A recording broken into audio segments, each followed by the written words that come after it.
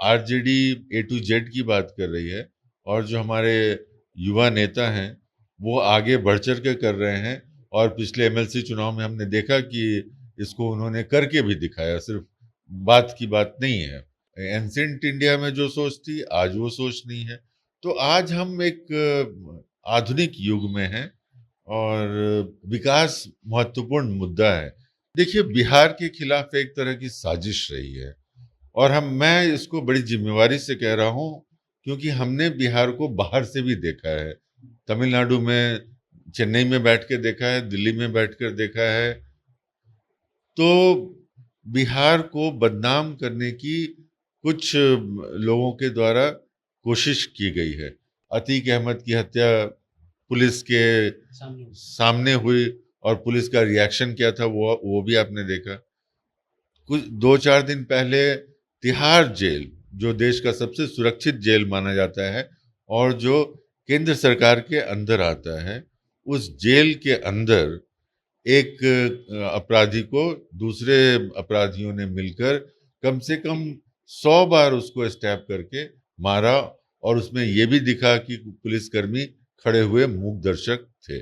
तो वहां के लोगों को लगता है जैसे कि पटना के सड़कों पर लोग AK-47 लेके चलते होंगे और सब जगह फायरिंग होते रहती होगी। तो ये मैं एक अपील करता हूँ, मीडिया को अपील करता हूँ, क्योंकि इसमें मीडिया की बड़ी महत्वपूर्ण भूमिका रहेगी और आप बिहार का एक बहुत बड़ा सर्विस करेंगे। बिहार की जनता के प्रति, जनता आपके प्रति कृतज्ञ होगी। एक बाइनरी है या उसको कहा जाता है कि जब लालू यादव जी की सरकार थी तो तथाकथित रूप से उन पर आरोप लगता है कि उन्होंने कहा कि भूरावाल साफ करो, वो भूमियार और राजपूत ब्राह्मण के खिलाफ हैं। आप भूमियार कम्युनिटी से आते हैं, तो इसका एक अलग ही बिहार की राजनीति में जात कितना प्रभावी है। तो क्या इसको आप किस एंगल से देखते हैं? क्योंकि सवाल तो ये उठेगा ही और ये बार-बार सवाल उठता ही है। लेकिन अब तेजस्वी का नया एजेंडा है कि ए टू जेड। देखिए, मुझे अच्छा लगा कि आपने दोनों बातें कर दी। और राजनीति डायनामिक होती है, चीजें बदलती हैं समय के अनुसार। तो आज के दौर में जब आरजेडी ए टू जेड की बात कर रही है और जो हमारे युवा नेता हैं वो आगे बढ़ चढ़ के कर रहे हैं और पिछले एमएलसी चुनाव में हमने देखा कि इसको उन्होंने करके भी दिखाया, सिर्फ बात की बात नहीं है। तो इसको हमें गंभीरता से लेना चाहिए और इतिहास में जाएंगे तो अगर हम पुरानी बातों को दोहराते रहें तो हजारों साल का इतिहास है देश का। तो अ, कई लोग समय में कई ऐसी चीजें हुई हैं जो उस काल के कारण हुई हैं, उस समय के कारण हुई हैं। और उस समय, अब जैसे मध्यकाल में जो सोच थी आज वो सोच नहीं है। जो एंसेंट इंडिया में जो सोच थी आज वो सोच नहीं है। तो आज हम एक आधुनिक युग में हैं और विकास महत्वपूर्ण मुद्दा है। खासकर देखिए, बिहार को इस समय विकास की मुहिम में आगे बढ़ने की बहुत जरूरत है। हम अभी भी विकासशील राज्यों में आते हैं और इसी देश में कुछ राज्य हैं जो विकसित राज्य हैं। तो हमें सबको मिलजुल कर एक विकसित राज्य को बनाने में अपने नेता का हाथ मजबूत करना है। एक सवाल और है हमारा सर कि बार-बार जब भी ये सरकार बनती है, तेजस्वी यादव की सरकार बनती है, नीतीश कुमार महागठबंधन की सरकार बनती है, तो मीडिया में भी चलता है और लोग भी कहते हैं कि जंगल राज आ गया है। अगर वही अगर कोई क्राइम बीजेपी शासन में होता है तो उसको जंगल राज नहीं कहा जाता है, लेकिन वही गलती अगर या क्राइम इनके शासन में होता है तो डायरेक्ट जो है हेडलाइन भी जंगल राज से बनता है, लोगों के मन में एक जंगल राज का एक ये है। तो उसे तो एक तेजस्वी यादव ने भी एक मंच पे कहा कि हमारा ही सिर्फ नुकसान नहीं होता है या हमारी ही बदनामी नहीं होती, बिहार की भी बदनामी होती है। अफसरों की बदनामी होती है जिन्होंने बिहार को कहाँ से कहाँ खींच कर के लाया है। इस पर आपका क्या जवाब है? क्योंकि जंगल राज एक तरह से लालू यादव की सरकार, तेजस्वी यादव की सरकार के लिए टैगलाइन बना, इसको कैसे आप समाप्त कीजिए? देखिए, बिहार के खिलाफ एक तरह की साजिश रही है और मैं इसको बड़ी जिम्मेवारी से कह रहा हूँ, क्योंकि हमने बिहार को बाहर से भी देखा है। तमिलनाडु में, चेन्नई में बैठ के देखा है, दिल्ली में बैठकर देखा है। तो बिहार को बदनाम करने की कुछ लोगों के द्वारा कोशिश की गई है। और जो घटनाएं बिहार में घट रही है, अगर आप एनसीआरबी का डेटा देख लीजिए, जो केंद्र सरकार पब्लिश करती है, national crime record bureau publish करता है, तो क्राइम के ग्राफ में बिहार दूसरे राज्यों से कहीं बेहतर है।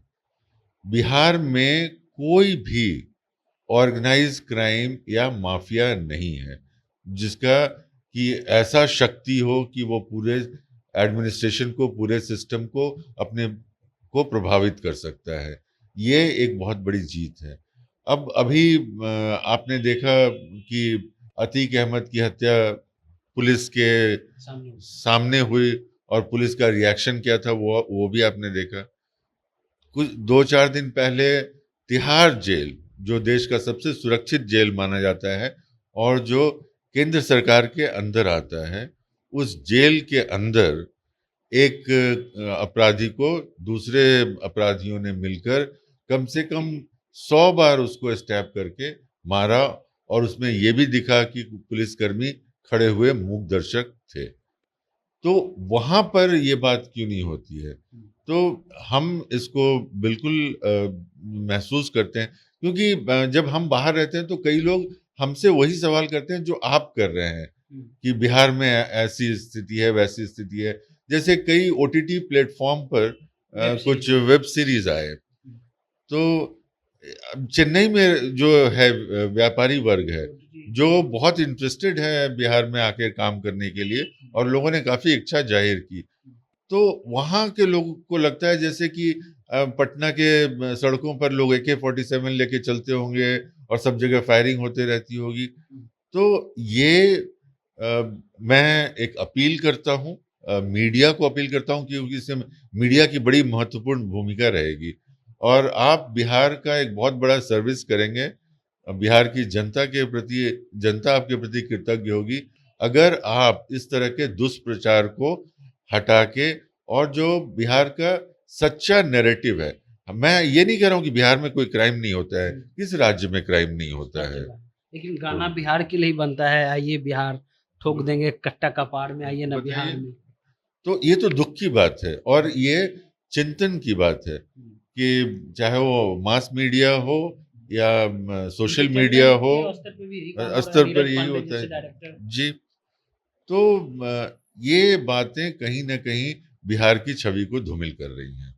इसको कैसे समाप्त किया जाए सर? क्योंकि ये पूरे बिहार का विषय है कि सही में अगर दूसरे प्रदेश में लोग जाते हैं तो उनको एक हीन भावना से देखा जाता है, या जैसा कि ये गाना है या जो आपने वेब सीरीज का नाम लिया ओटीटी पर, इसको कैसे खत्म किया जाए? देखिए ये बड़ा मुश्किल काम है, और जैसे मैंने कहा कि इसमें आपकी भूमिका बहुत अहम रहती है। मैं एक पुलिस अधिकारी हूँ और हम जब पुलिस डिपार्टमेंट में अपने लोगों के साथ चर्चा करते थे तो जो एंटरटेनमेंट इंडस्ट्री है वो पुलिस को अक्सर नेगेटिव रोल में दिखाती है, और हम लोग भी बड़ा महसूस करते थे इसको कैसे रोका जा सके। लेकिन ये है कि प्रजातंत्र है और बोलने की आज़ादी है, दिखाने की आज़ादी है। लेकिन मैं अपील करना चाहूँगा ऐसे लोगों को कि इस आज़ादी के साथ आपकी जिम्मेवारी भी है। बिहार एक बहुत ही ऐतिहासिक प्रदेश है और हर तरह से भारत की आत्मा बिहार में बसती है, और इस आत्मा का सम्मान कीजिए और जो वास्तविक स्थिति है उसको दिखाइए। मैं घटा के दिखाने की बात नहीं कर रहा हूँ, लेकिन बढ़ा चढ़ा के एक नैरेटिव क्रिएट करने की कोशिश